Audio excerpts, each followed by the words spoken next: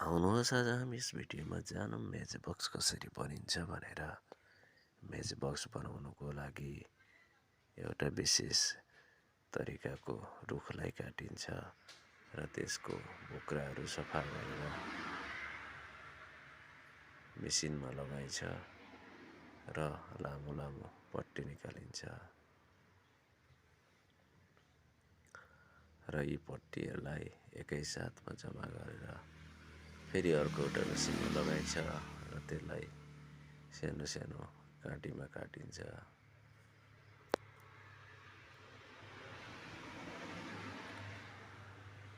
अब यी काँटीहरूलाई सुकाउने काम सुरु हुन्छ।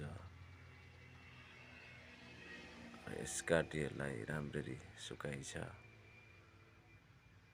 त्यसपछि आउँछ यिनीहरूको फिनिसिङको काम।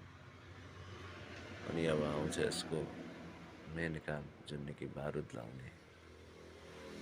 लास्टमा सबै काँटीको मुख यसरी एकैतिर पाएर यसलाई बारुदमा डुबाइन्छ।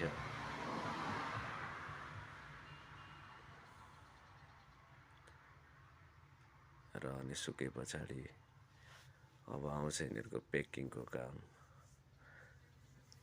र यसरी अटोमेटिकली यसको पेकिङ भए पछाडि यो अब मार्केटमा जानको लागि तयार छ। र देख्न सक्नुहुन्छ तपाईँ एउटा म्याच बक्स बनाउनको लागि कति मेहनत छ। एउटा 1 रुपियाँको म्याच बक्स कसरी बनिन्छ भनेर थाहा हुन्छ तपाईलाई।